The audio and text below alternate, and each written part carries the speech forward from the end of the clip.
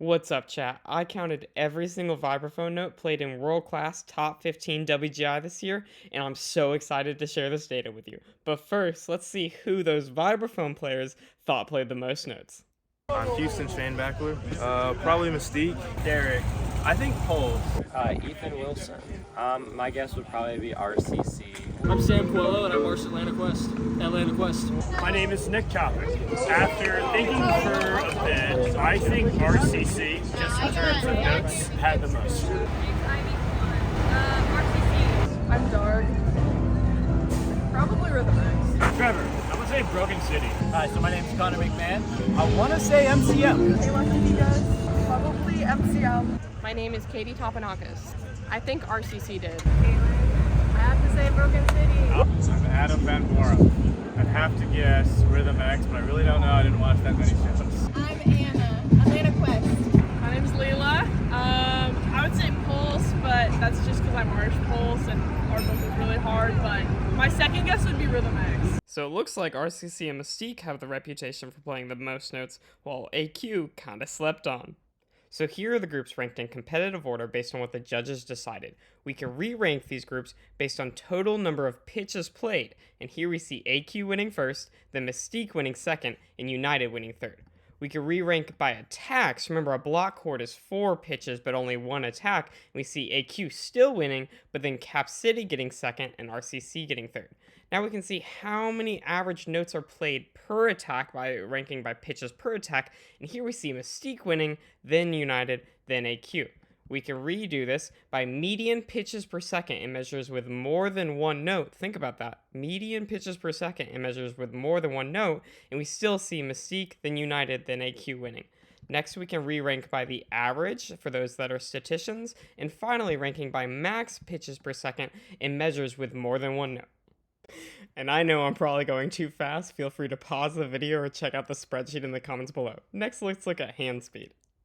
So once again, we've sorted by competitive rank. Now let's talk about this page before we go through it. So this is our way of representing hand speed. And each one of these hand speeds is represented as if you were playing a measure of 16th notes. Remember, this is aggregated per measure, so if the bar was half 16th notes and half 8th notes, that would be aggregated together in an average. We can resort by average hand speed, as seen here, Infinity now coming up on top for having the average fastest hand speed. And then we can resort by median. Think about it like this. 50% of the licks are faster than playing 16th notes at 50 for Infinity, Monarch, and Cap City. That's 50% of the measures, that is. We can resort by 60th percentile. Now 40% of measures are faster than this hand speed for these ensembles.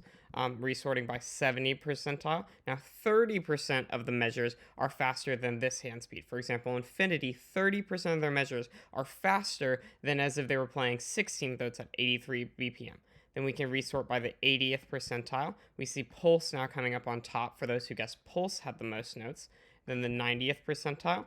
This means 10% of these measures that this ensemble played are faster than this hand speed. For example, RCC, 10% of their measures are faster than them playing 16th notes at 150 BPM. Finally, let's sort by the max hand speed, seeing that Broken City has their vibraphones playing the fastest, followed by Mystique having the second fastest vibraphone measure, and RCC in third, with the third fastest vibraphone measure. Let's take a look at each of these fastest hand speed licks for each of these ensembles from slowest to fastest.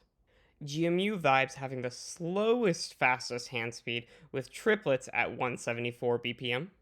Next, we have Monarch with the second slowest fastest hand speed with the 6/8 bar with 16th notes at 144 BPM. Remember, these are aggregated per measure, so these 8th notes and 16th notes are averaged together. Next, we have Connexus with these triplets at 204 BPM. Next, we have Cap City with this da-ga-da-ga-da at 176 BPM. Next is Matrix with these 8th notes and 16th notes at 188 BPM. Next is United with these 16th notes at 165 BPM. Notice how this is a faster lick than the one before because of the way we aggregated our data. Next we have Rhythmic Force with this 5/8 bar, 16th notes at 176 BPM. In the middle of the pack we have Rhythm X with these 5-lets at 144 BPM, equating to about a 180 hand speed for 16th notes. And for our 7th fastest vibe line, we have the Infinity 200 BPM triplet to 16th note lick. Tying for 5th, we have POW with these 16th notes at 190 BPM, and Pulse with their 4 measures of 16th notes at 190 BPM. And in 4th place, we have Atlantic Quest with this decrescendo single notes 16th notes at 192 BPM. In 3rd place, we have RCC with these 16th note 8th notes at 220 BPM. And in 2nd place, Music City Mystique, the home team, with 16th notes at 200 BPM. And this year, the fastest vibraphone lick played in one measure by any WGI line is Broken City with these 16th notes to 9lets at 196 BPM. Let's look at max hand speed one more time to see a really cool correlation to winning that we've found. We see that 4 of the top 5 WGI groups are represented with the fastest hand speed played by a vibraphone. That means the highest correlating statistic we've been able to find that'll indicate if your group will win is what is the max hand speed played by your vibraphones. And now there's just one more stat to check out. Who is the most useful? So we've resorted by competitive rank, and then we can sort by the percent utilization of each performer. Now we see Cap City, by far the most useful vibe line, with a big distance of margin, 9% between 1st and 2nd place, between them and AQ, followed by AQ and POW and United, all 3 tying for 2nd place or the 2nd most useful vibe lines. This is calculated by percent of time playing. So you'll see we have the show duration, the number of minutes playing, and the number of minutes resting. So we're taking the time playing and dividing it by the show duration. That's how we calculate this utilization, where we find out that Cap City vibraphones are the most useful. But wait, there's more. See, we can combine the marimba data and the vibraphone data to figure out which sections play the most pitches. Let's go ahead and look at that now.